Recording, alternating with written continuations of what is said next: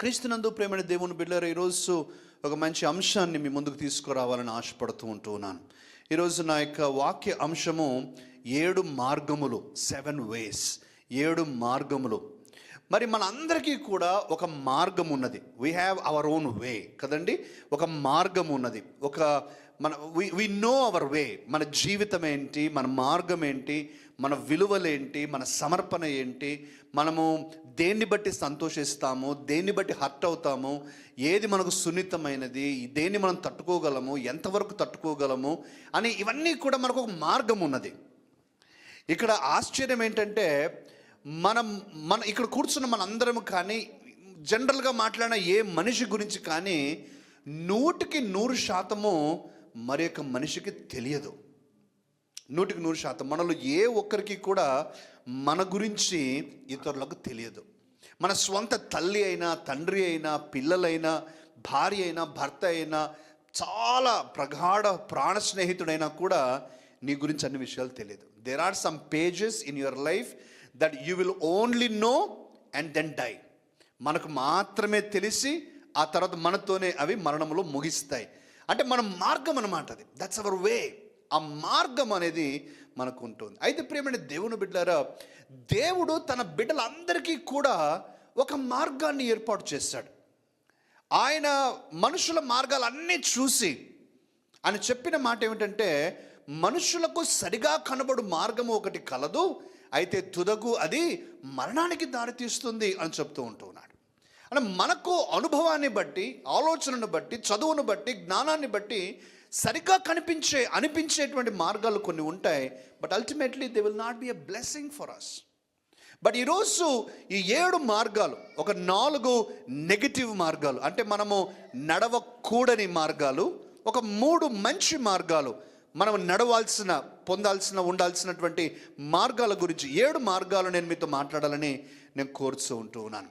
ప్రియమైనటువంటి దేవుని బిడ్డలారా, ఈరోజు వాక్యంను మనము యూదా పత్రికలో ఒక వచనాన్ని చదవడం ద్వారా ప్రారంభం చేద్దాం. యూదా పత్రిక 1వ అధ్యాయము 11వ వచనాన్ని మనం చదువుకుందాం. అయ్యో వారికి శ్రమ, వారు కయీను నడిచిన మార్గమున నడిచిరి, బహుమానము పొందవలనని బిలాము నడిచిన తప్పు త్రోవలో ఆతురముగా పరుగెత్తిరి, కోరహు చేసినట్లు తిరస్కారము చేసి నశించిరి. ఈ వచనంలో 3 మార్గాలు రాస్తూ ఉన్నాడు యూదా భక్తుడు. ఒక్క వచనమైన బలమైన మాట. ఈ 3 మార్గాలు ఏమేమని చూపిస్తున్నాడండి. ఒకరు కయీను నడిచిన మార్గం, కయీను మార్గం ఇది. రెండవది బిలాము మార్గము, మూడవది కోరహు మార్గం. ఈ 3 మార్గాలు మనం ముందుగా ఆలోచన చేద్దాం. ప్రియమైన దేవుని బిడ్డలారా, కయీను మార్గం. అయితే నేను ఈ మార్గాల గురించి డిస్క్రైబ్ చేయక పూర్వము మనందరితో కూడా చెప్పాల్సిన ఒక ప్రాముఖ్యమైన అంశం ఏంటంటే, ఇది బిలీవర్స్ కొరకే.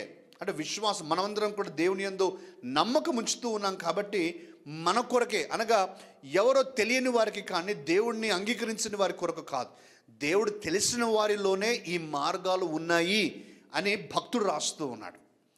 అంటే మనలో కూడా కయీను మార్గము ఏంటి కయీను మార్గం? ఆదికాండం 4వ అధ్యాయంలో 1-9 వచనాలు మనం తర్వాత అవసరమైనప్పుడు చదువుదాము.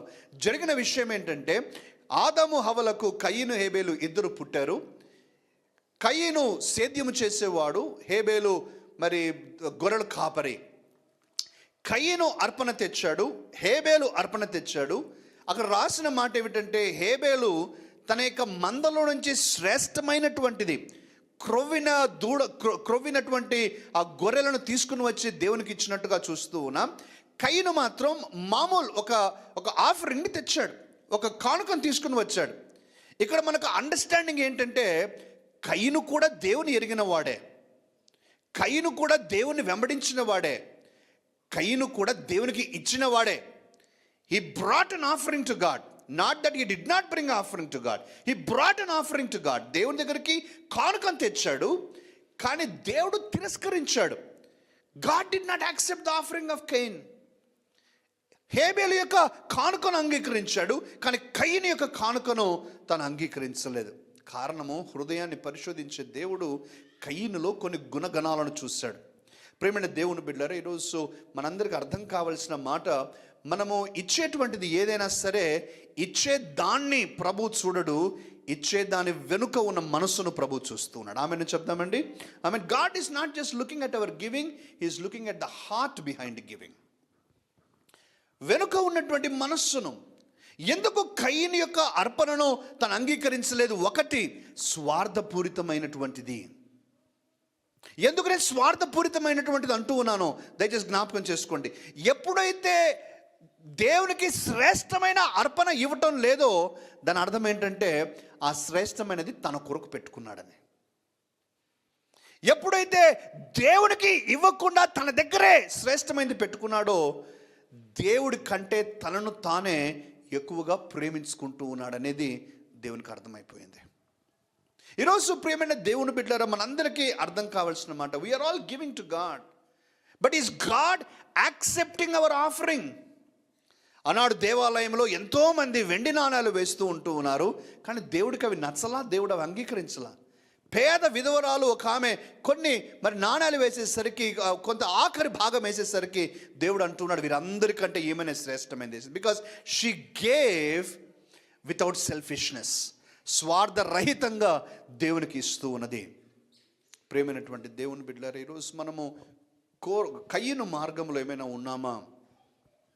కేవలము కానుక దగ్గర మాత్రమే కాదండి. కానుకను ఒక చిన్న భాగం. అది మన జీవితం గురించి ఆలోచించేద్దాం, మన దినము గురించి ఆలోచించి, are we giving the best time to God, best phase of our life to God, best phase of our life.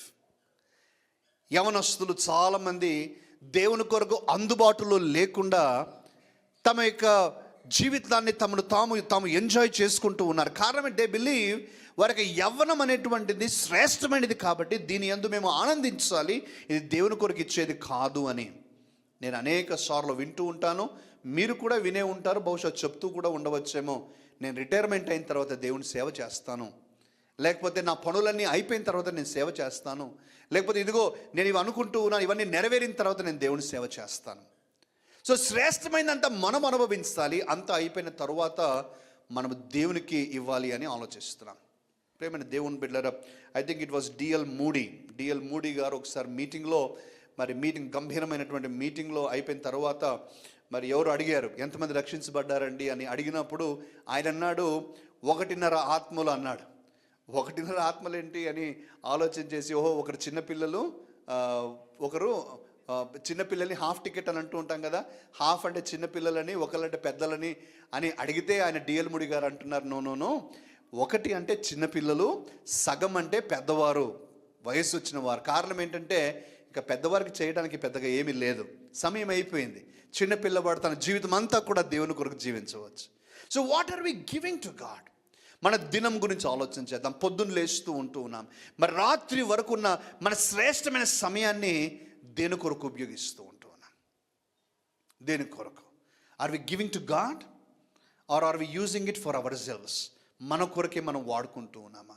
కయీను యొక్క దారి ఎవరి గురించి మరలా నేను స్ట్రెస్ చేయాలనుకుంటున్నానండి. This is not about unbelievers, this is about believers.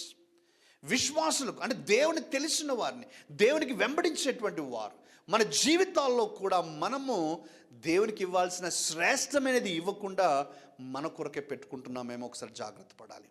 ఈ కయీను మార్గంలో నుంచి మనము బయటకు రావాలని జ్ఞాపకం చేస్తూ ఉన్నాను.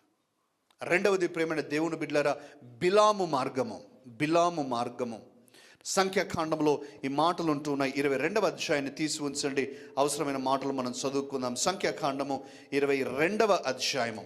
22వ అధ్యాయంలో ప్రేమైన దేవుని బిడ్డలారా, జరిగిన సంగతి ఏంటంటే, బాలాకు రాజు బిలాము గొప్ప ప్రవక్త అయినటువంటి బిలాము దగ్గరకు వచ్చి బాలాకు రాజుతో చెప్తూ ఉన్న మాట ఏమిటంటే, ఈ జనమును నీవు శపించాలి, ఈ జనమును, ఇజ్రాయేలు జనాంగం అంతటినీ కూడా నువ్వు శపించాలి అనేటువంటి మాటను అంటూ ఉన్నాడు. బిలాము జవాబిచ్చాడు, దేవుడు ఆశీర్వదించిన వారిని నేను ఎలాగో శపించగలను? I cannot curse what God has blessed. దేవుడు చేత దీవించబడిన వారు, దేవుని చేత దీవించబడినటువంటి ఇజ్రాయేలీలను నేను శపించలేను అని చెప్పినప్పుడు బాలాకు ఆలోచన చేసి అప్పటికప్పుడే చాలా వెండి బంగారాలు పంపించేశాడు. ఎవరి దగ్గరికి? బిలాము దగ్గరికి. వెండి బంగారం అన్నీ పంపించిన తర్వాత ఆయన అంటూ ఉన్నాడు, దయచేసి ఇప్పుడైనా కూడా నువ్వు శపించు, ఇవన్నీ కూడా నేను నీకు ఇచ్చేస్తాను. బిలాం ఏమన్నాడంటే, అయ్యా నువ్వు ఎంత డబ్బులు ఇచ్చినా కూడా నేను మాత్రం చెయ్యను, దేవుని పేరు పెట్టబడిన ఈ జనులను నేను మాత్రం శపించను అని చెప్పి అక్కడ ఆగిపోకుండా ఏం చేస్తూ ఉన్నాడంటే, ఒకవేళ మీరు ఈ రాత్రి ఆగండి, నేను మరలా ప్రార్థన చేస్తాను. చదవండి, అదే చేసి ఆ మాటను చదువుకుందాం. 18వ వాక్యం నుంచి చదవండి. అందుకు బిలాము బాలాకు తన ఇంటెడు వెండి బంగారములను నాకు ఇచ్చినను కొద్ది పని అయినను గొప్ప పనినైనను చేయునట్లు నేను నా దేవుడైన యెహోవా నోటి మాట మీరలేను. కాబట్టి మీరు దయచేసి ఈ రాత్రి ఇక్కడ ఉండుడి. యెహోవా నాతో నీకనేమి చెప్పునో నేను తెలుసుకొందునని బాలాకు సేవకులకు ఉత్తరం ఇచ్చాను. ప్రియమైన దేవుని మంచి ముందు మాట చాలా బాగుంది. నువ్వు ఇంటి నిండా నాకు వెండి బంగారాలు ఇచ్చినా కూడా నేను దేవుడు చెప్పిన మాటను మాత్రం మీరలేను అని చెప్పిన బిలాము ఇప్పుడు ఏమంటున్నాడు, మళ్ళీ రాత్రంతా ఆగండి, ఒకసారి నేను రాత్రి ప్రార్థన చేస్తా. I will pray and see if God will change his mind. దేవుడు ఒకవేళ తన మనస్సును మార్చుకొని మరలా మాట మార్చి నాకేమైనా చెప్తాడేమో, మీరు వెయిట్ చేయండి అనే మాటను బిలాం అంటూ ఉన్నాడు. ఆ తర్వాత దేవుడు బిలాము యొక్క కఠినత్వాన్ని, బిలాము యొక్క అజ్ఞానాన్ని గమనించి పాఠం నేర్పించాలని అప్పటికి అంగీకరించి ఆ తర్వాత కఠినమైన పాఠం నేర్పించాడు. గాడిద ద్వారా పలికించి బిలామును హెచ్చరించి జాగ్రత్త చేశాడు. ప్రియమైన దేవుని బిడ్డలారా, బిలాము మార్గము రాజీ పడే మార్గము. బిలాము మార్గము రాజీ పడే మార్గం. Compromising life, compromising values, compromising commitments, compromising life. నా యొక్క అనుభవంలో నేను గమనించిన విషయం ఏంటంటే, కొందరు ఒక దైవ సేవకుని దగ్గరికి వచ్చి ఒక సలహాను అడిగితే ఆ దైవజనుడు వారికి నచ్చని జవాబు ఏదైనా చెప్పినప్పుడు ఆ జవాబును అంగీకరించకపోగా ఏం చేస్తారంటే, మరి ఒక దైవజనుడి దగ్గరికి, అక్కడి నుంచి ఇంకొక దైవజనుడి దగ్గరికి, అక్కడి నుంచి ఇంకొక దైవజనుడి దగ్గరికి వెళ్తూ ఉంటారు. ఎందుకు ఈ దైవజనుల నుంచి మారుస్తూ ఉన్నారంటే, వారికి నచ్చిన జవాబు చెప్పే దైవజనుడు దొరికేంత వరకు తిరుగుతుంటారు వాళ్ళు. ఎప్పుడైతే వారికి నచ్చిన జవాబు ఒక దైవజనుడు చెప్తే అప్పుడు వారు ఆ దైవజనుడి గురించి ఏం చెప్తారంటే, ఇతను రియల్ దైవజనుడు, ఇతను మంచి దైవజనుడు, ఇతను పవర్ఫుల్ దైవజనుడు, ఇతను అభిషేకంతో ఉన్న దైవజనుడు. ఎందుకు? వారికి నచ్చింది చెప్పాడు కాబట్టి. ప్రియమైన దేవుని బిడ్డలారా, today let us understand, when God says a no, let us not renegotiate. మళ్ళీ మనము చర్చలు జరపాల్సిన అవసరం లేదు. దేవుడు నో అని చెప్పినా, ఎస్ అని చెప్పినా, వెయిట్ చెయ్యని చెప్పినా, ఈ 3 జవాబులు ఏదని చెప్పినా, ఎస్ అని చెప్తే ఎంత సంతోషంగా అంగీకరించగలమో అదే సంతోషంతో మనం స్వీకరించుదుము గాక. ఆమేన్, హల్లెలూయా. బిలాము యొక్క విలువలను, సమర్పణను రాజీ పడిపోయి దేవునికి వ్యతిరేకంగా పనులు చేస్తూ ఉన్నాడు. ప్రియమైన దేవుని బిడ్డలారా, కొన్నిసార్లు ఎస్పెషల్లీ గవర్నమెంట్ సెక్టార్లో ఇటువంటి శోధనలు ఉంటాయి. ఏంటి ఆ శోధనలు అంటే, మనం ఏదైనా పని చేసి పెడితే, లేకపోతే మనం ఏదైనా పని చేసి పెట్టడానికి ఎదుటివారు ఏదైనా మనకు మరి పరోక్షముగా ఏదైనా బహుమానాలు కానీ లంచాలు కానీ ఇవ్వటానికి ప్రయత్నం చేస్తూ ఉంటారు. వాళ్ళు ఇవ్వకపోయినా కూడా సతాయించి తీసుకునేవారు కూడా లేకపోలేదు. కాబట్టి వారు ఏమంటారంటే, ఈ ప్రాజెక్ట్ నేను నీకు ఇస్తాను, లేకపోతే ఈ పని నేను నీ కొరకు చేసి పెడతాను, లేకపోతే నువ్వు ఈ పని చేసేటట్లుగా ఈ టెండర్ నీకు వచ్చేటట్లు చేస్తాను, కానీ దీనిలో నాకు ఒక 10% కమిషన్ కావాలి, దీంట్లో నాకు 5% కమిషన్ కావాలి, లేకపోతే 15% కమిషన్ కావాలి. అంటే దాని అర్థం ఏంటి? ఇతను రాజీ పడిపోయి రేపొద్దున నువ్వు ఎటువంటి మరి ఆ యొక్క క్వాలిటీ విషయంలో ఎటువంటి రాజీ నీవు పడిపోయినా నేను చూసి చూడనట్టుగా ఉంటాను, నేను దాన్ని రిపోర్ట్ చేయను, కానీ నువ్వు మాత్రం నా కొరకు ఈ పని చేసి పెట్టాలి అని పరోక్షంగా చేస్తూ ఏం చేస్తూ ఉన్నామండి? రాజీ పడిపోతూ ఉన్నాం. అటువంటి అనుభవం కొందరిదైతే, మరికొందరి అనుభవం ఏంటంటే వారి సుఖము కొరకు రాజీ పడిపోతూ ఉంటారు. వారి యొక్క శారీరక ఆనందం కొరకు, ఆలోచనలలో ఆనందం కొరకు, లేక పరోక్షముగా ఏదైనా ఆనందం కొరకు విలువలలో రాజీ పడిపోదు. బిలాము యొక్క దారి ఏంటంటే రాజీ పడిపోయే దారి. ఎవరి గురించి అండి ఇది? బిలీవర్స్ గురించి. This is not about other people. You see, those of us who know God, దేవుణ్ణి తెలిసిన వారు కూడా రాజీ పడిపోయేటువంటి శోధనలు చాలా ఉంటాయి. మరి ఈరోజు మనం ఆ మార్గంలో ఉన్నట్లయితే బయటకు రావాల్సినటువంటి అవసరత చాలా ఉంది. అందుకనే మరి పదే పదే మీరు ప్రకటన గ్రంథంలో కూడా చూస్తే బిలాము బోధ గురించి రాస్తాడు. ఇదే అన్నమాట, same compromised life style, compromised values, compromised commitments. ఇక మూడవ దారి ప్రేమైన దేవుని బిడ్డలారా, మూడవ మార్గము కోరహు మార్గం. బిలాము కంటే కూడా ఇంకా ప్రివిలేజ్డ్ పర్సన్ కోరహునని నాకు అనిపిస్తుంది. చాలా ఆధిక్యత. లేవి యొక్క ముని మనమడు, మోషేకు కజిన్ అవుతాడు, సహోదరుడు అవుతాడు. మోషే బంధువు, చాలా దగ్గర బంధువు. లేవి గోత్రంలో పుట్టినటువంటి కోరహు దేవుడు ఎంత గొప్ప ఆధిక్యత ఇచ్చాడు అని అంటే, మందసాన్ని ఏ ఒక్కరూ మోయటానికి అవకాశం లేదు. లేవి కుటుంబీకులు మాత్రమే, అంటే కోరహు కుటుంబీకులు మాత్రమే మోయటానికి అవకాశం ఉంది మందసాన్ని. Nobody was allowed to touch that but only the sons of Korah and Korah family. కానీ కోరహు యొక్క బుద్ధి ఏంటంటే తృప్తి పడలా. తనకున్న దాని గురించి తృప్తి పడలా. తనకున్న తృప్తి పడకుండా తనకు స్నేహితులైన కొంతమంది అధికారులు ఉన్నారు, దాతాను అభిరాములు ఇద్దరిని జత చేసుకొని 250 మందిని పోగు చేశాడు.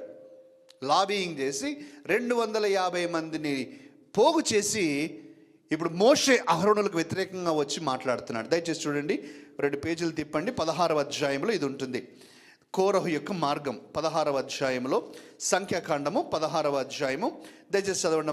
మొదటి వచనం నుంచి మనం చదువుకుందాం. ముందు లేవీకు ముని మనవడును, కహాతుకు మనవడును, ఇస్హారు కుమారును కోరహు, రూబేనీలలో ఏలియాబు కుమారులైన దాతాను అబీరాములను, పేలేతు కుమారుడైన ఓనును యోచించుకొని ఇశ్రాయేలులో పేరు పొందిన సభికులను, సమాజ ప్రధానులైన 250 మందితో మోషేకు ఎదురుగా లేచి, మోషే అహరోనులకు విరోధముగా పోగుపడి, మీతో మాకిక పని లేదు, ఈ సర్వ సమాజములోని ప్రతి వాడును పరిశుద్ధుడే, యెహోవా వారి మధ్యనున్నాడు, యెహోవా సంఘం మీద మిమ్మును మీరేలా హెచ్చించుకొనుచున్నారనగా మోషే ఆ మాట విని సాగిలపడెను. చాలా ప్రియమైన దేవుని బిడ్డలారా, కోరహు ప్రాబ్లం చూడండి. కోరహు ప్రాబ్లం ఏంటంటే, తనకు దేవుడిచ్చిన ఆధిక్యత స్వల్పమైనదిగా తను చూసి దానిలో తృప్తి పడకుండా దేవుడు మోషేను అహరోనును వాడుకుంటున్న విధానాన్ని చాలా గొప్పదిగా భావించి, అది కూడా నేను చేయగలను, మీరొక్కళ్ళైనా చేసేది అని వారికి వ్యతిరేకంగా తనతో ఉన్న వారందరూ కూడా మాట్లాడుతూ ఉన్నారు. మోషే అన్నాడు, కోరహు ఎందుకు అలా చేస్తూ ఉన్నావు? తప్పు కదా. మోషే చాలా నెమ్మదిగా మాట్లాడుతూ ఏమంటున్నాడు, చదవండి అక్క. 8-9. మరియు మోషే కోరహుతో ఇట్లనెను, లేవి కుమారులారా వినుడి, తన మందిర సేవ చేయుటకు యెహోవా మిమ్మును తన యొద్దకు చేర్చుకొనుటయు, మీరు సమాజం ఎదుట నిలిచి వారు చేయవలసిన సేవ చేయునట్లు ఇశ్రాయేలుల దేవుడు ఇశ్రాయేలుల సమాజంలో నుండి మిమ్మును వేరుపరచుటయు మీకు అల్పముగా కనబడును. మీకు అల్పముగా కనిపిస్తూ ఉందా? దేవుడు ఎంత గొప్ప ఆధిక్యత ఇచ్చాడు. మందసాన్ని మోస్తూ ఉన్నారు మీరు. అందరి నుంచి మిమ్మల్ని వేరు చేశాడు దేవుడు. మిమ్మల్ని గొప్ప ఆధిక్యతతో ఇస్తే అది మీకు చిన్న చూపు అయిందా? ఎందుకు చిన్న చూపు అయింది? ప్రేమైన దేవుని బిడ్డలారా, అయినా కోరహు మనసు కరగల, చడాబడ మాట్లాడేశాడు. దేవునికి కోపం వచ్చింది. బైబిల్లో ఎక్కడా కూడా ఎవరిని కూడా ఈ విధంగా శిక్షించినట్టుగా దేవుడు వీరిని శిక్షించాడు. భూమి తన నోరు తెరిచి వారు తినేసింది అందరినీ. ఎలా ఉంటుందో నేను ఊహించుకోలేను. తినేసింది. కోరహు, దాతాను, అబీరాము, ఓను 250 మంది వారందరూ నాశనం అయిపోయారు. ప్రేమైన దేవుడు బిడ్డలారా, ఏంటి కోరహు మార్గం?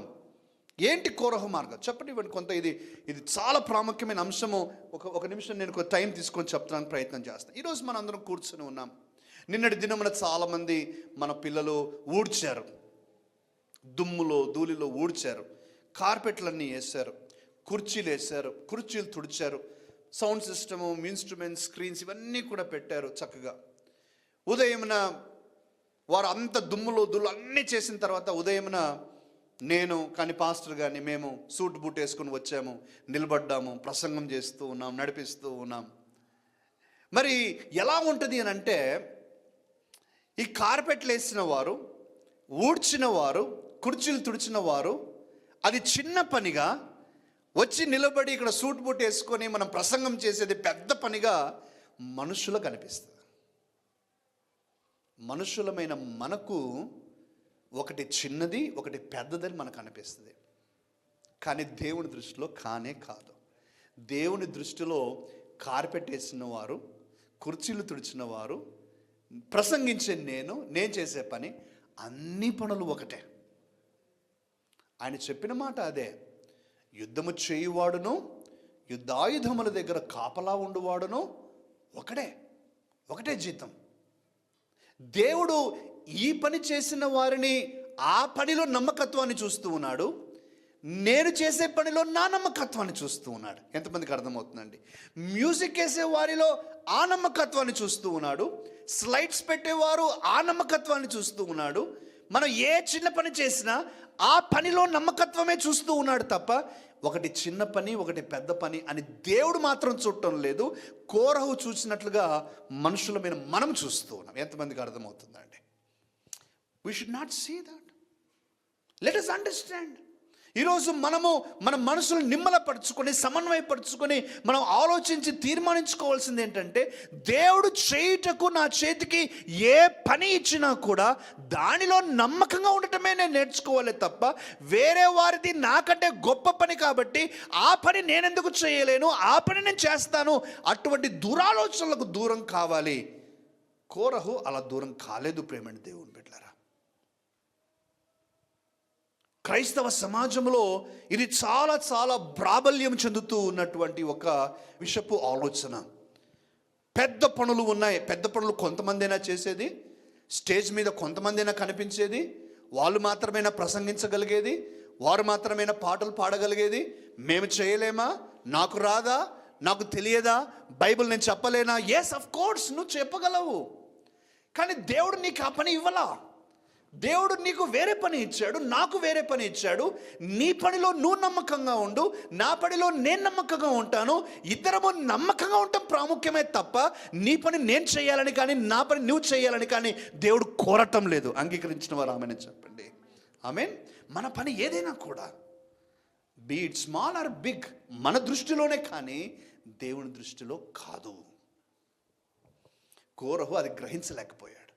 మోషే గ్రహించాడు. మోషే గ్రహించి అంటూ ఉన్నాడు, దేవుడు మీకు ఇచ్చిన పిలుపు స్వల్పమైనదిగా మీకు అనిపిస్తూ ఉందా? అల్పమైనదిగా ఎందుకు చూస్తూ ఉన్నారు మీరు? దేవుడు మీకు ఎంత గొప్ప బాధ్యత ఇచ్చాడు. ప్రేమైన దేవుని బిడ్డలారా, మనలో కూడా కొన్నిసార్లు కోరహు మార్గము వస్తూ ఉంది.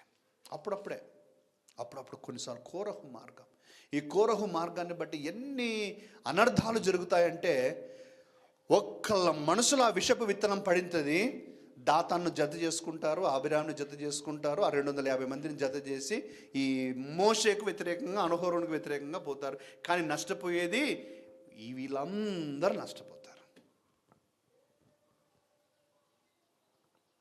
So let us not allow such seeds of bitterness, ఆ విషపు విత్తనాలు, చేదు విత్తనాలను మన యొక్క హృదయంలో రానివ్వకుందుము గాక. ఆమేన్. సంఘంలో నేను అందరికీ కూడా చెప్పేటువంటి మాట ఇదే. ప్రేమని దేవుని బిడ్డలారా, దేవుడు ఏ పని ఇచ్చినా, చిన్న పని కానీ పెద్ద పని కానీ, ఏ పని ఇచ్చినా అది 1 నిమిషంలో అయిపోయేది కావచ్చు, 1 గంటలో అయిపోయేది కావచ్చు, ఏ చిన్న పని అయినా నమ్మకంగా చేయండి. దేవుడు అదే కోరుకుంటున్నాడు, నమ్మకత్వం కోరుకుంటున్నాడు. మనం కోరహు మార్గాన్ని వదిలిపెట్టాలి. 3 మార్గాలు చెప్పాను. 1 కయీను మార్గం, స్వార్థపూరితమైన మార్గము, దేవునికి ఇవ్వాల్సిన శ్రేష్టమైనది తన దగ్గరే ఉంచుకునే మార్గము, కృతజ్ఞత లేని మార్గం. ఆ తర్వాత అక్కడి నుంచి ఎక్కడికి వెళ్ళింది? అసూయ దగ్గరికి వెళ్ళింది. తన తమ్ముడైన హేబెలు గురించి అసూయ పడ్డాడు, ద్వేషించాడు, తర్వాత చంపివేశాడు. రెండవ మార్గాన్ని మనం చూసాం, బిలాము మార్గము. బిలాము మార్గం రాజీ పడిపోయే మార్గం. ఏదో అల్పకాల భోగమును అనుభవించటము గొప్ప విషయమని అనుకొని రాజీ పడిపోవటం అన్నమాట బిలాము మార్గం. మూడవ మార్గము కోరహు మార్గము. లేని పచ్చిగా చెప్పాలంటే, మనకు అర్థమయ్యే భాషలో చెప్పాలంటే, లేని పెత్తనాన్ని, ఇవ్వని పెత్తనాన్ని కోరుకోవటం. దేవుడు ఇవ్వాలా కదా నీకు ఒకవేళ ఇవ్వాలి అని అంటే బహుశా వేరే సమయంలో ఇస్తాడేమో. నువ్వు అది అనుభవించాలి అని దేవుని దృష్టిలో ఉంటే, దేవుని ప్రణాళిక దేవుడు ఇస్తాడు. కానీ అలా అనేసి మనము అటువంటి అసహనాన్ని, అటువంటి అవిధేయతను మన జీవితంలో మాత్రం కలిగి ఉండకూడదని జ్ఞాపకం చేస్తూ ఉన్నాను. ఇక 4వ మార్గం ప్రియమైన దేవుని బిడ్డలారా, లూకా సువార్త 24వ అధ్యాయం. లూకా సువార్త 24వ అధ్యాయము మనం కొన్ని వచనాలు చూసుకుందాం. ఇది ఎమ్మాయి మార్గము. 3 మార్గాలు మనం చూసాం ఇప్పటికీ. కయీను మార్గం, బిలాము మార్గం, కోరహు మార్గం. 4వది ఎమ్మాయి మార్గం. యేసుక్రీస్తు పునరుత్థానుడైన తరువాత యెరూషలేము పట్టణం నుంచి ఎమ్మాయి గ్రామానికి వెళుతూ ఉన్నటువంటి 2 మనుషుల గురించి రాయబడింది. ఆ 2 మనుషులు చాలా నిరాశలో ఉన్నారు, నిస్పృహలో ఉన్నారు, దుఃఖములో ఉన్నారు, గందరగోళంలో ఉన్నారు. కారణం ఏంటంటే, వారు ఊహించింది ఒకటి, జరిగింది ఇంకొకటి. వారు ఊహించింది ఏంటంటే, యేసుక్రీస్తు ఈ లోక రాజ్యాన్ని స్థాపిస్తాడని ఊహించారు. వారు ఊహించింది ఏంటంటే, ఒక గొప్ప యేసుక్రీస్తు రాజ్యం స్థాపించబడితే మేమందరం కూడా అందులో రాజ్యం ఏలతామని వారు ఊహించారు, శిష్యులందరితో బాటుగా.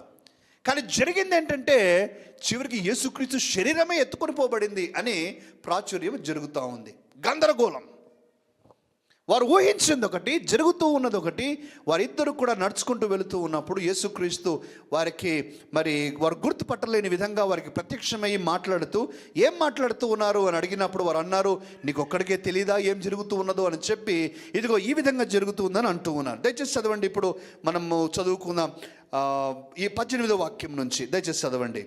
24వ అధ్యాయం ఈ లూకా సువార్త 18వ వాక్యం నుంచి. వారిలో క్లేయప అనువాడు యెరూషలేములో బస చేయుచుండి, ఈ దినములలో అక్కడ జరిగిన సంగతులు నీ ఒకడివే ఎరుగవా అని ఆయనను అడిగాను. ఆయన అవి ఏవని వారిని అడిగినప్పుడు, వారు నజరేయుడైన యేసును గూర్చిన సంగతులే. ఆయన దేవుని ఎదుటను ప్రజలందరి ఎదుటను క్రియలోను వాక్యంలోను శక్తిగల ప్రవక్త అయి ఉండెను. మన ప్రధాన యాజకులను అధికారులను ఆయనని ఎలాగూ మరణశిక్షకు అప్పగించి సిలువ వేయించిరో నీకు తెలియదా? ఇశ్రాయేలును విమోచింపబోవాడు ఈయనే అని మేము నిరీక్షించి ఉంటిమి. ఇది కాక ఈ సంగతులు జరిగి నేటికి 3 దినములాయెను. అయితే మాలో కొందరు స్త్రీలు తెల్లవారగానే సమాధి యొద్దకు వెళ్ళి ఆయన దేహమును కానక వచ్చి, కొందరు దేవదూతలు తమకు కనబడి ఆయన బ్రతికి ఉన్నాడని చెప్పిరని మాతో చెప్పి మాకు విస్మయం కలగజేసిరి. ఇక్కడ మనకు తెలియాల్సిన విషయం ఏంటంటే, ఈ ఇద్దరు కూడా శిష్యులకు చాలా సమీపస్తులు. అనగా యేసుక్రీస్తు బ్రతికిన దినాలలో ఈ ఇద్దరు కూడా యేసుక్రీస్తుతో సంచరించిన వారే, ఆయన మాటలు వినిన వారే, ఆయన కార్యాలు చూసిన వారే, ఆయన గురించి సమస్తమును తెలుసు. అయితే ఇప్పుడు వారు అంటూ ఉన్నారు, మాకు చాలా గందరగోళంగా ఉంది, మేమైతే నిరీక్షణ ఉంటిమి, కానీ మా నిరీక్షణ వెళ్ళిపోయింది. ఇప్పుడు చివరికి దేహము కూడా కనిపించట్లేదు. మాలో కొంతమంది స్త్రీలు బ్రతికి ఉన్నాడని చెప్తూ ఉన్నారు. రాజ్యాన్ని స్థాపిస్తాడని మేమనుకుంటే అది జరగలేదు. మరణించి భూస్థాపన చేయబడ్డాడు, చివరికి దేహాన్ని ఎత్తుకొని పోయారు, మరలా ఈరోజు వీళ్ళు లేచాడనే ప్రాచుర్యం. అంత గందరగోళంగా ఉందయ్యా, మాకు నిరీక్షణ లేదు, నిరాశ ఉన్నది, దుఃఖం ఉన్నది. ప్రేమైన దేవుని బిడ్డలారా, ప్రతి విశ్వాసి కూడా ఇటువంటి మార్గములో కొన్నిసార్లు వెళ్తాడు. మనం జాగ్రత్తగా ఉండాలి. నిరాశ, నిస్పృహ, నిరీక్షణ లేని దారిది. నిరీక్షణ లేదా, నిరీక్షణ ఉంటిమి అంటూ ఉన్నారు. Now we don't have hope. Once upon a time we had hope. Now we don't have hope. It's gone. పోయిన వారం నేను మాట్లాడుతూ ఈ మాట నేను చెప్పాను కదండి, hope is good. Hope will give you strength. నిరీక్షణ అనేది మంచిది, నీకు బలాన్ని ఇస్తుంది, నీకు ఎనర్జీ ఇస్తుంది, నిన్ను స్థిరపరుస్తుంది, నిన్ను వర్ధిల్ల చేస్తుంది. నీ జీవితంలో నీ యొక్క విశ్వాస్యతను కాపాడుకోవటానికి నీ నిరీక్షణ సహాయం చేస్తుంది. ప్రేమైన దేవుని బిడ్డలారా, మనందరి జీవితాల్లో ఎదురయ్యే వాస్తవం ఏంటంటే, నీవు ఊహించనివి కొన్నిసార్లు జరుగుతాయి, కొన్నిసార్లు నువ్వు కోరుకున్నవి జరగకుండా ఆగిపోతాయి. You have to be prepared. We have to be prepared. నువ్వు కోరుకున్నవి జరగకపోయినా, ఊహించనివి ఉపద్రవాలు నీకు సంభవించిన, నిరీక్షణ మాత్రం కోల్పోవద్దు.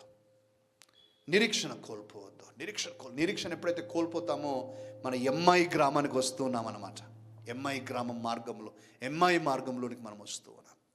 ఎంఐ మార్గంలో నిరీక్షణ, నిస్పృహ, దుఃఖం ఉంటుంది. ఈ 4 మార్గాలు నెగిటివ్ మార్గాలు నేను చెప్తూ ఉంటున్నాను.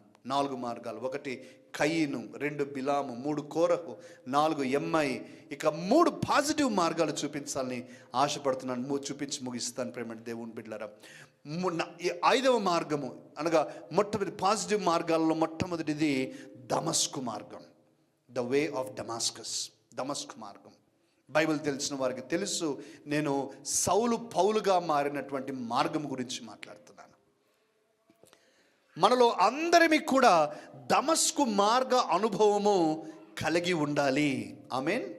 దమస్కు మార్గ అనుభవం మనలో అందరికీ కూడా సౌలు పౌలుగా మారినట్టుగా, పాపులము నీతిమంతులుగా యేసుక్రీస్తు రక్తము ద్వారా మారిన అనుభవము మనకు ఉండాలి. మనం చెప్పగలగాలి, yes, I have been on that road, yes, I have gone through that experience. నాకు అనుభవం ఉంది, నేను ఆ మార్గము గుండా వెళ్ళాను, నేను సౌలుగా ఉన్నాను కానీ పౌలుగా మార్చేశాడు దేవుడు, నేను ఇప్పుడు మారిన వ్యక్తిని అని చెప్పుకోగలిగిన సాక్ష్యము మన దగ్గర ఉండాలి. అన్నీ తెలిసిన మనలో కొంతమంది ప్రేమైన దేవుని బిడ్డలారా, నేను క్రైస్తవ కుటుంబంలో పుట్టాను కాబట్టి క్రైస్తవుడను, నేను కూడా యేసుక్రీస్తునందు విశ్వాసం ఉంచుతూ ఉన్నాను అని అనుకుంటూ ఉన్నారు. అది పొరపాటు. చర్చికి వస్తేనే మనం క్రైస్తవులం అయిపోము, బైబిల్ చదివితేనే మనం క్రైస్తవులం అయిపోము, ప్రార్థన చేసుకుంటేనే మనం క్రైస్తవులం అయిపోము, మన పూర్వీకులు క్రైస్తవులు కాబట్టి క్రైస్తవులం అయిపోము, మన తల్లిదండ్రులు క్రైస్తవులు కాబట్టి బోనస్గా మనము కూడా రక్షించబడతామని అనుకోవటానికి లేదు. నో. మనందరి జీవితాల్లో there should be a time and a season about which you can tell about the way of Damascus. నా జీవితంలో ప్రేమైన దేవుని బిడ్డలు 1987-88 సంవత్సరంలో నేను సండే స్కూల్కి వెళ్తూ ఉన్న సమయంలో మా యొక్క సండే స్కూల్ టీచర్ గారు చక్కటి కథలు చెప్తూ ప్రార్థనలో నడిపిస్తూ ఉన్నప్పుడు ఒక దినమున ఆమె నన్ను అడిగింది, మీలో ఎవరైనా మీ హృదయాల్లోనికి యేసుక్రీస్తును స్వీకరిస్తారా, అంగీకరిస్తారా అని అడిగినప్పుడు నేను చెయ్యి ఎత్తి నా యొక్క హృదయాన్ని తెరిచి, యేసయ్య నా హృదయంలోనికి రండి, నా పాపములు కడగండి, నీ బిడ్డగా నన్ను చేసుకోండి అని ప్రార్థించిన ప్రార్థన నాకు చాలా సుస్పష్టంగా గుర్తుంది. నాకు డేట్ గుర్తులేదు కానీ ఆ సమయం సందర్భం నాకు గుర్తుంది. ఆ అనుభవంని కలిగి ఉండాలి, నువ్వు చెప్పగలగాలి. కొంతమందికి ఇది ఒకేసారి జరుగుతుంది, కొంతమందికి ఒక ప్రాసెస్లో, ఒక వారం రోజుల్లోనూ, ఒక నెల రోజుల్లోనూ జరుగుతుంది, మరి కొంతమందికి ఒక సీజన్లో, ఒక నెల రోజు, ఒక రెండు సంవత్సరాలు, ఈ సీజన్లో జరుగుతుంది. Which ever it is, you should be able to say, నేను దమస్కు మార్గ అనుభవాన్ని కలిగి ఉన్నాను. ఒకనాడు నేను సౌలుగా ఉంటిని కానీ దేవుడు నన్ను పౌలుగా మార్చేశాడు, పాపిగా ఉంటిని దేవుడు నన్ను రక్షించాడు అనే మాట నువ్వు చెప్పగలగాలి. సౌలుతో దేవుడు అన్నాడు ఆ వెలుగులో నుంచి, సౌలా సౌలా నీవు నన్ను ఎందుకు హింసించుచున్నావు అన్నప్పుడు సౌలు అడిగాడు, నువ్వు ఎవరు ప్రభువా నేను హింసించడానికంటే, నీవు హింసించుచున్న యేసును నేను. సౌలు యొక్క జీవితం పౌలుగా మారిపోయింది. ఆ కళ్ళలో నుంచి పొరలు పడ్డాయి. ప్రేమని దేవుని బిడ్డరా, మన జీవితంలో ఆ పాపపు పొరలు తొలగిపోయిన అనుభవాన్ని మనం చెప్పగలగాలి. Do you have a Damascus road experience to tell about? నీ జీవితంలో చెప్పగలగాలి. అది లేకపోతే మనం రక్షించబడిన అనుభవము ప్రశ్నార్థకంగా ఉంటుంది అని నేను జ్ఞాపకం చేస్తున్నాను. మనం చెప్పగలగాలి. ఇక 6వది ప్రియమైన దేవుని బిడ్డలారా, ఇక్కడే అపోస్తల కార్యములు 9వ అధ్యాయంలో మనం చూస్తూ ఉన్నాం కదండి సౌలు గురించి, సౌలు పౌలుగా మారినటువంటి అనుభవం గురించి. అదే అధ్యాయంలోనే మరి యొక్క మార్గాన్ని గురించి కూడా ప్రస్తావిస్తున్నాడు సౌలే. మరి 1వ వచనం నుంచి చదవండి అమ్మా. 1వ వచనం నుంచి 6వ మార్గాన్ని మనం చూద్దాం.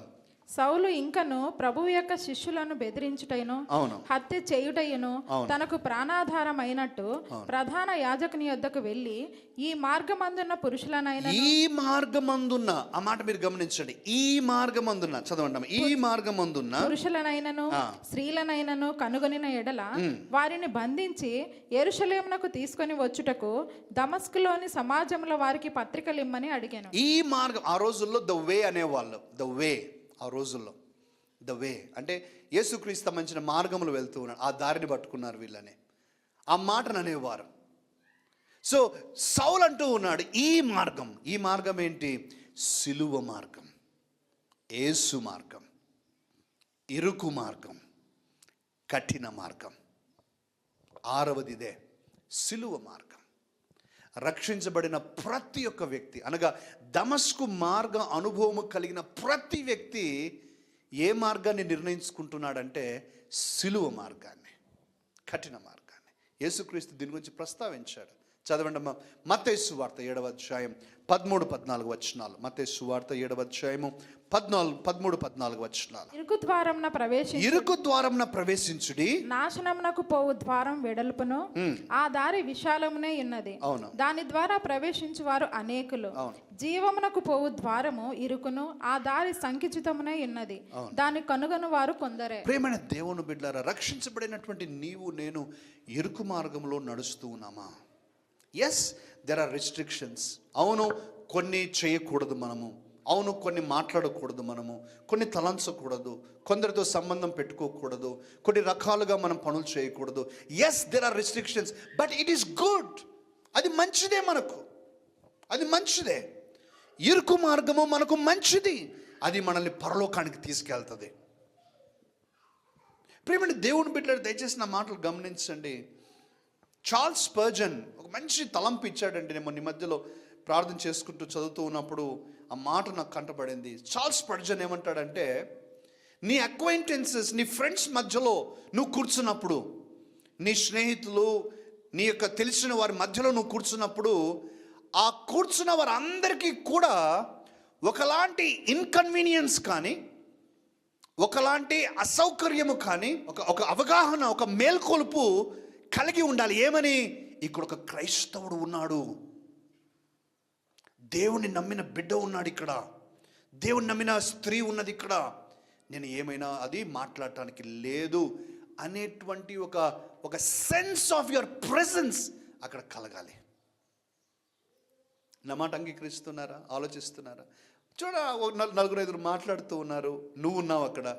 నలుగురు ఐదుగురు మాట్లాడుతున్నప్పుడు వారు ఏదో లోకరీతిగా ఏదో కొద్దిగా మాట్లాడుతున్నారు, దేవునికి నచ్చని మాటలు మాట్లాడుతూ ఉంటే వెంటనే నువ్వు చెప్పగలగాలి, స్నేహితులారా, బ్రదర్, సిస్టర్, నేను ఈ మాటల్లో పాల్గొనలేను, దయచేసి నన్ను క్షమించండి, మీరైనా మాట్లాడటం ఆపివేయండి, లేక నేనైనా వెళ్ళిపోతాను. ఒక ఇన్కన్వీనియన్స్, అలా చేయటం మంచిది. ఆమేన్, అలా చేయటం మంచిది. అది ఒక పక్కన పెడితే, కొంతమంది క్రైస్తవులు ఎలా ఉంటారంటే, లోకస్తులు గ్రాడ్యుయేషన్ చేస్తే మనం పోస్ట్ గ్రాడ్యుయేషన్ చేసినట్టు వాళ్ళు మామూలుగా మాట్లాడుతుంటే మనమే వాళ్ళకి మించి మాట్లాడుతూ ఉంటాం. ఇది మంచిది కాదు. వాళ్ళు ఆశ్చర్యపోతారు, ఒరే ఏం రాబాయ్, చర్చికి పోతావు కదా, నువ్వు ఇట్లాంటి మాటలు మాట్లాడుతున్నావు, ఏమ్మా నువ్వేనా చెప్పేది, నువ్వేనా, నువ్వు ఇట్లా మాట్లాడతావని ఎప్పుడు ఊహించలేదు నేను. మన మార్గాలు తెలియదుగా. ఇందాక నేను చెప్పినట్టు వాళ్ళేదో పైన చూసింటారు, ఈ పేజ్ ఉందని తెలియదు వాళ్ళకి. ఆ పేజ్ చూసేసరికి వాళ్ళకి ఆశ్చర్యపోతారు. నో, ప్రియమైన దేవుని బిడ్డలారా, మనము ఒక రూమ్లో ప్రవేశిస్తేనే, అమ్మో వచ్చాడండి, దేవుని బిడ్డ వచ్చారు, దేవుని కుమార్తె వచ్చింది, దేవుని బిడ్డ వచ్చింది, మనము ఇక ఈ మాటలు మాట్లాడటానికి లేదు, జాగ్రత్తగా ఉండాలి, కొంచెం సైలెంట్ కావాలి, టాపిక్ మార్చేయాలి. Yes, that's good, that is good, that is good. కారణం ఏంటంటే నువ్వు దేవుని బిడ్డవు అనేటువంటి ఒక అవగాహన, ఆ sense of your belonging, sense of your presence అక్కడ పనిచేస్తుంది. నువ్వు సిలువ మార్గంలో ఉన్నావు అన్నమాట. హల్లెలూయా, సిలువ మార్గంలో ఉన్నావు. వాళ్ళు ఎక్కడికైనా ఇన్వైట్ చేశారు, no, I cannot go. If you want to come with me, if you want me to come, నేను రావాలి అని మీరు కోరుకుంటే మనం ఇంకో చోటుకి వెళ్దాం, అలా అయితే నేను వస్తాను. యు సీ, దట్స్ సిలువ మార్గం. నువ్వు ఇరుకైన మార్గం, కష్టాలున్న మార్గం, ముళ్ళ మార్గం, కానీ అది మంచి మార్గం, మంచి మార్గం. ప్రేమ దేవుని బిడ్డలారా, శిలువ మార్గానికి మనము వెనుకాడాల్సిన పని లేదు. అవును, కొన్ని కష్టాలు ఉంటాయి, కొంత ఇబ్బంది ఉంటుంది. It's all right, it's a part of the game, it's a part of life. అయినా సరే చివరికి రక్షించబడేది మనము. ఇక చివరిది ప్రేమ దేవుని బిడ్డలారా, ఈ మాటను చెప్పి నేను ముగిస్తూ ఉన్నాను. చివరిది రాజమార్గము, పరిశుద్ధ మార్గం. యెషయా గ్రంథం చదవండి, 35వ అధ్యాయము. యెషయా గ్రంథం 35వ అధ్యాయము 8వ వాక్యం. అక్కడ దారిగానున్న రాజమార్గం ఏర్పడును, అది పరిశుద్ధ మార్గం అనబడు. రాజమార్గము ఏర్పడును, అది పరిశుద్ధ మార్గము, అది అపవిత్రులు పోకూడని మార్గం. Wow, this is good. ఏ మార్గం అండి ఇది? రాజమార్గం. రాజమార్గం, ఇది పరిశుద్ధ మార్గం, అది అపవిత్రులు ఉండని మార్గం. దిస్ ఈజ్ అవర్ వే, ఇది మన మార్గం. రారాజు అయినటువంటి యేసుక్రీస్తు బిడ్డలుగా నీవు నేను నడవాల్సిన రాజమార్గం ఇది, పరిశుద్ధ మార్గం ఇది. ప్రేమైన దేవుని బిడ్డలారా, దానికి తగినట్లుగా మన జీవితంలో మనము నడుచుదుముగాక. ఆమేన్, హల్లెలూయా. కొంతమందిని మనం చూసినప్పుడు సమాజంలో మనం అనుకుంటూ ఉంటామండి, ఎంత పెద్ద కుటుంబం అండి, వాళ్ళ తల్లిదండ్రులు ఎంత గొప్పవారు, వీళ్ళని చూస్తేనేమో అంత ఇలా జీవిస్తూ ఉన్నారని వారి కుటుంబానికి తగినట్టుగా కాకుండా చాలా చిన్న చూపు చేసే విధంగా వారు జీవిస్తూ ఉంటారు. మీరు గమనించారా? మనము దేవుని పిల్లలుగా రాజ టీవీని కలిగి రాజమార్గములో నడుచుదుముగాక. ఆమేన్. రాజమార్గం అండి మనం నడిచే మార్గం. అది ఇరుకైన మార్గమే, కానీ అది రాజమార్గం, అది పరిశుద్ధ మార్గం. దయచేసి ఒక మాటను చదవండి. యోబు గ్రంథం 31వ అధ్యాయం 37వ వాక్యం. 31-37. నా అడుగుల లెక్క నేను ఆయనకు తెలియజేసేదను, రాజు వలె నేను ఆయన యొద్దకు వెళ్ళేదను. నాకు చాలా ఇష్టం అండి మాట. రాజు వలె నేను ఆయన యొద్దకు వెళ్తాను. నా దేవుని దగ్గరికి ఎలా వెళ్తాను? నేను రాజు వలె వెళ్తాను. అంటే యోబు యొక్క ఉద్దేశం ఏంటంటే, తల దించుకునే పని ఏమీ చేయలేదు కాబట్టి, అవమానకరమైన పని ఏమీ చేయలేదు కాబట్టి, నా ప్రవర్తన విషయంలో ఎక్కడ నేను తప్పు చేయలేదు కాబట్టి, తల ఎత్తుకొని నేను నిందారహితుడను కాబట్టి నా దేవుని దగ్గరికి రాజు వలె నేను వెళ్తాను. హల్లెలూయా. అలాంటి మార్గంలో మనం ముందుము గాక. తప్పు చేసిన వాళ్ళు ఎవరైనా కూడా మనసులో ఆ కల్మషం ఉంటుంది కాబట్టి, మనసులో ఆ ప్రిక్కింగ్ ఉంటుంది కాబట్టి, ప్రేమ దేవుని బిడ్డ ఎప్పుడు భయంగానే జీవిస్తారు. తప్పు చేస్తే ఇతరుల కళ్ళు పెట్టి మాట్లాడలేరు, తప్పించుకొని తిరుగుతూ ఉంటారు. Because they know that there is something, there is some mistake in them.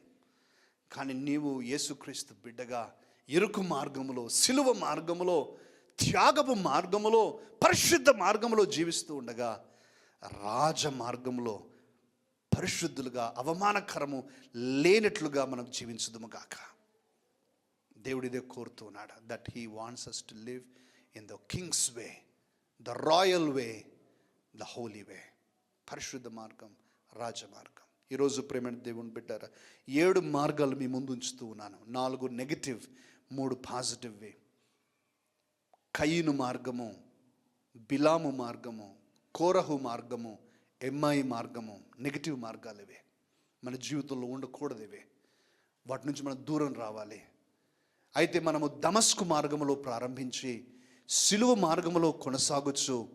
రాజ మార్గము ద్వారా, పవిత్ర మార్గము ద్వారా, పరిశుద్ధ మార్గము ద్వారా మన రాజును మనం చేరుకోవాలి. హల్లెలూయా. ఆమేన్. ప్రార్థన చేద్దాం. దయచేసి తల వంచండి, కళ్ళు మూసుకోండి, ప్రార్థన చేద్దాం. మహాఘనుడవు, మహోన్నతుడవు, గొప్ప దేవానికి స్తోత్రాలు. తండ్రి, యోబు భక్తుడు ఎంత శ్రేష్టమైన మాట మాట్లాడుతున్నాడు. నా అడుగుల లెక్క నేను ఆయనకు తెలియజేసేదను, రాజు వలె నేను ఆయన యొద్దకు వెళ్ళేదను. అవును ప్రభువా, మా అడుగుల లెక్క నీకు తెలిసే ఉన్నది తండ్రి. మేము కూర్చుండుటాం, మేము లేచుటాం మీకు తెలియను ప్రభువా. మేము ఎక్కడికి వెళ్ళినా అక్కడ నీవు ఉన్నావు తండ్రి, మీకు స్తోత్రాలు ప్రభువా. మేము దాపురికముతోనో, నీ కళ్ళు గప్పి జీవించగలమనో, లేక నీకు తెలియకుండా చేయగలమనో అనే ఆలోచనలు పక్కకు పెట్టడానికి సహాయం చేయండి దేవా. తండ్రి, మేము దమస్కు మార్గమును ప్రారంభించి సిలువ మార్గాన్ని హత్తుకొని, ఇరుకైన మార్గమైన, కష్టమైన, కన్నీరైన తండ్రి దీన్ని అంగీకరించి ఆ విధముగా స్థిరముగా జీవించటానికి సహాయం చేయండి. రాజ మార్గములో, పవిత్ర పరిశుద్ధ మార్గములో నిన్ను చేరుటకు సహాయం చేయండి దేవా.